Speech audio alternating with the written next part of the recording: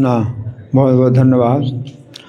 तो इस श्लोक में भगवान कह रहे हैं कि जो द्वेष करने वाले हैं, क्रूर स्वभाव के हैं, नराधम हैं, तो और अशुभ हैं, तो ऐसे लोगों को मैं आसुरी योनियों में बार बार गिराता हूँ, भगवान ये कह रहे हैं। तो पिछले श्लोक में भगवान ने बताया था कि माम आत्म परदेहेषु प्रद्युषन्तो भिषुविका, कि ये जो है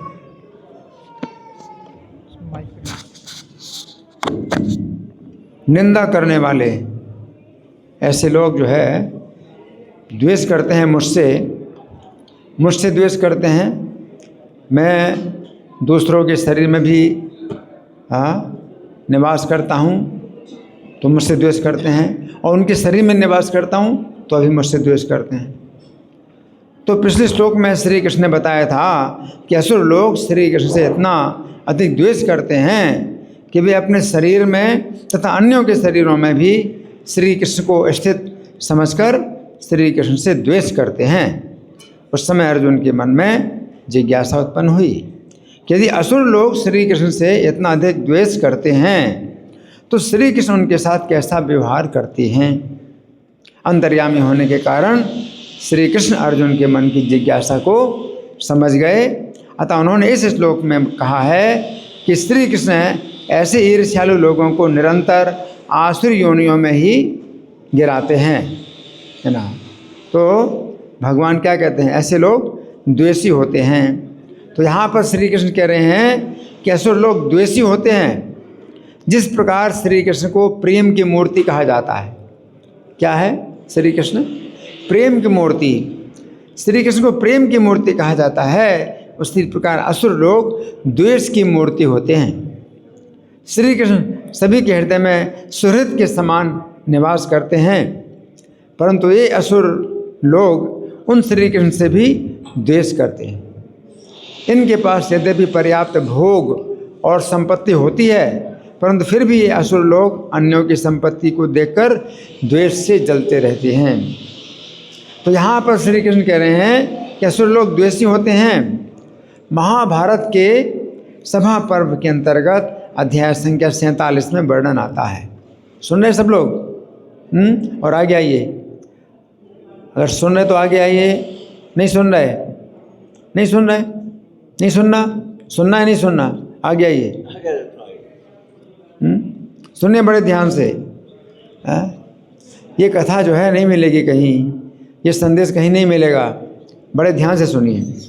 महाभारत के सभा पर्व के अंतर्गत अध्याय संख्या 47 में वर्णन आता है कि जिस समय युधिष्ठिर महाराज ने राजसूय यज्ञ किया, उस समय जितने राजा लोग और ऋषि लोग आए थे, वे सभी युधिष्ठिर महाराज के वैभव को देखकर अत्यंत प्रसन्न हुए, परंतु उनमें से एकमात्र दुर्योधन क्या था? प्रसन्न नहीं था।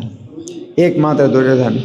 यद्यपि दुर्योधन ने अन्यायपूर्वक पांडवों को लाक्षागृह में आग लगवाकर मार डालने का प्रयत्न किया था। उसने अन्यायपूर्वक भीमसेन को विष खिलाकर मार डालने का प्रयास किया था। फिर उसने पांडवों को राज्य का अधिकार न देकर स्वयं हस्तिनापुर का राज्य ले लिया। परंतु श्री कृष्ण की कृपा से पांडवों के लिए खांडवप्रस्थ का जंगल भी अत्यंत भव्य नगर के रूप में परिणत हो गया। इस समय यद्यपि दुर्योधन के पास बहुत बड़ा राज्य तथा संपत्ति थी, परंतु उसे केवल इस बात का अत्यंत दुख था कि पांडवों के पास इतना अधिक वैभव क्यों है ना। आपको कोई कमी नहीं है, लेकिन तो भी आपको ईर्ष्या होती है कि उसके पास इतना क्यों है। दुर्योधन किसी से अपनी ईर्ष्या की बात तो नहीं बताता था, परंतु उसके मन में द्वेष की आग लगी हुई थी। वो युधिष्ठिर महाराज के सभा भवन का धीरे धीरे निरीक्षण कर रहा था और द्वेष से जल रहा था। वो पांडवों की संपत्ति को देखकर अत्यंत संतप्त हो गया था। उसे इस बात से भी अत्यंत कष्ट हो रहा था कि इस समय पांडवों का मन प्रसन्न है। इस बात से भी उसको क्या हो रहा है? कष्ट हो रहा है। किस बात से? कि पांडव लोग प्रसन्न हैं। जिस समय पांडव लोग अत्यंत कष्ट की स्थिति में थे, परंतु अब वो अत्यंत दुखी था। क्यों? केवल इस बात से कि पांडव लोग प्रसन्न हैं। फिर दुर्योधन को इस बात से भी अत्यंत दुख हुआ कि भूमंडल के सभी राजा पांडवों के बस में हैं। इस बात को भी उसको क्या हो रहा है? द्वेष हो रहा है। इस प्रकार महात्मा पांडवों की महिमा अत्यंत बढ़ी हुई देखकर वो द्वेष से अत्यंत संतप्त हो गया था। उसने देखा कि अर्जुन के अस्त्रों के प्रताप से जीत हुई संपूर्ण पृथ्वी युधिष्ठिर के बस में हो गई है। फिर उसने देखा युधिष्ठिर महाराज का राष्ट्र यज्ञ उसी प्रकार संपन्न हुआ है जैसे देवराज इंद्र का यज्ञ पूर्ण हुआ था। इस कारण दुर्योधन का द्वेष और अधिक बढ़ गया।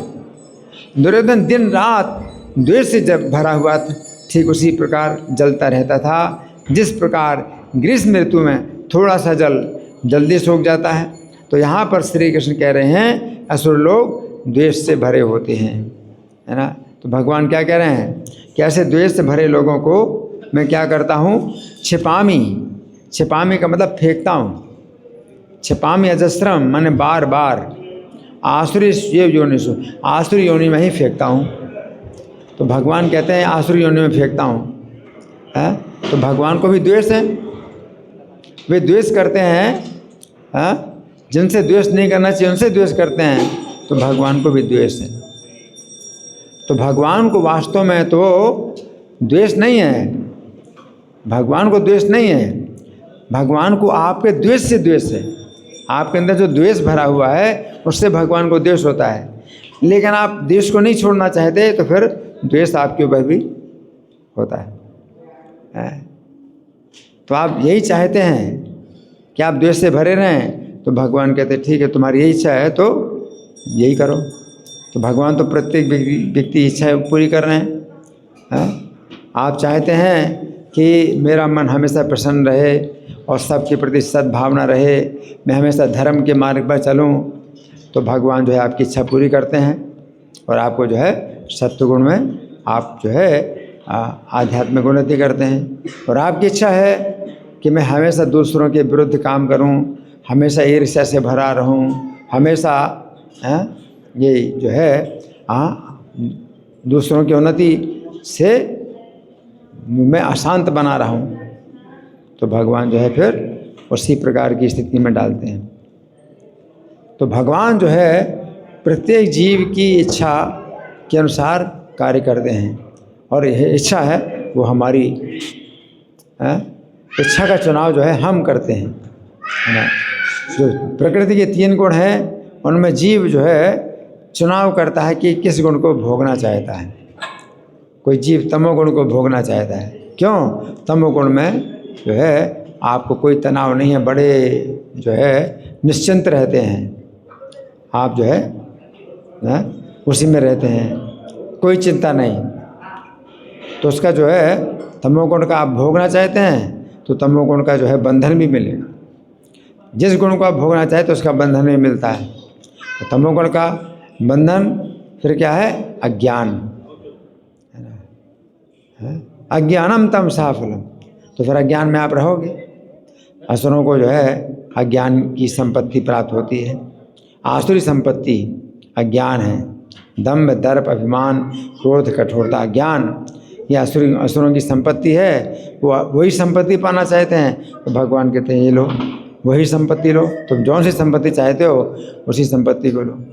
तो भगवान कहते हैं मैं उनको उसी में ही पटकता हूँ।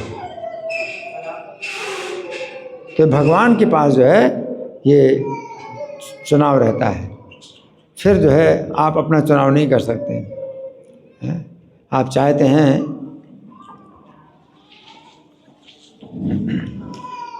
हैं कि दूसरों पर आप अपना हुकूमत जताएं और आप जो है अपना जो है दुर्व्यवहार करें, है ना।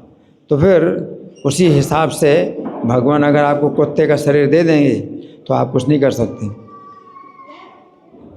आप कुत्ते की तरह अगर व्यवहार करते हैं तो भगवान आपको कुत्ते की योनि में डाल देंगे। जैसे भगवान का कोई दोष नहीं हो रहा है, क्योंकि जीव की इच्छा के अनुसार भगवान जो है उसको फल देते हैं। इसलिए हमारी इच्छा होनी चाहिए, हमारे अंदर इच्छा होना चाहिए। कैसी इच्छा होना चाहिए कि हे कृष्ण, आप जो है मेरी इच्छा को शुद्ध करो, आपकी जो इच्छा है वही मेरी इच्छा है। तो जब इस प्रकार से हम प्रार्थना करते हैं कि हे कृष्ण, आपकी जो इच्छा है वही मेरी इच्छा है, तो फिर कृष्ण जो है आपको अपने निकट बुलाते हैं। और जब आप ये चाहते हैं कि नहीं, मेरी इच्छा वही है, जो आपकी इच्छा नहीं वही मेरी इच्छा है, मैं खुद जो है अपना तरीके से चलना चाहता हूँ, आपके तरीके से नहीं चलना चाहता हूँ, तो भगवान कहते ठीक है, अपने तरीके से चलना चाहते हो तो आसुरी योनि में जाओ। तो शेर है, चीता है ना, कुत्ता है, ये क्या है? आसुरी योनि है। तो आसुरी योनि में भगवान उनको गिराते हैं, है ना। तो हम जो है इससे शिक्षा प्राप्त करेंगे, इससे हम शिक्षा प्राप्त करेंगे कि अगर भगवान जो है हमें उसी योनि में गिराएंगे जिस प्रकार की हम मानसिकता चाहते हैं, तो हमें जो है हरे कृष्ण मंत्र का जाप करना चाहिए कि मेरी मानसिकता जो है ऐसी हो कि मैं आपकी सेवा करूं। तो हरे कृष्ण मंत्र का आप जाप करते हैं तो फिर भगवान जो है आपकी रक्षा करते हैं। ये मंत्र है जो आपकी रक्षा करेगा, आपके मन की रक्षा करेगा मंत्र। तो मन में जो है फिर ऐसे विचार नहीं आएंगे जो कि आपके लिए घातक है। मन ये मनुष्याणाम कारणम बंध मोक्षयो, तो मन ही जो है मनुष्यों के लिए बंधन और मुक्ति का कारण है। और आपका मन जो है अगर इस तरह की चाल चलता है, उल्टी चाल चलता है, असुरों की चाल चलता है, तो फिर आपको जो शरीर है मिलेगा कैसा? असुरों का शरीर मिलेगा। तो भगवान बता रहे हैं कि मैं उनको गिराता हूँ या फेंकता हूँ या पटकता हूँ, उनको बार बार पटकता हूँ, आसुर योनि में पटकता हूँ। तो आसुर योनि में क्या है? अशांत। उनका मन हमेशा अशांत रहता है, क्योंकि वो अपने को भोक्ता बनाना चाहते हैं, अपने को स्वतंत्र बनाना चाहते हैं और स्वतंत्र होकर के सुखी रहना चाहते हैं, तो अशांति मिलती है। तो आप अगर चाहते हैं कि आपको शांति मिले तो भगवान की शरण लो। तमेव शरणम गच्छ सर्वभावेन भारत है। तो वो हृदय में भगवान है परमात्मा के रूप में, उनके शरण में जाओ सब प्रकार से। तत्प्रसादात, तो उनकी प्रसन्नता से परम शांति प्राप्त होगी और शाश्वत स्थान प्राप्त होगा। हरे कृष्ण। ग्रंथराज श्रीमद् भगवद गीता की जय, श्रील प्रभुपाद की जय।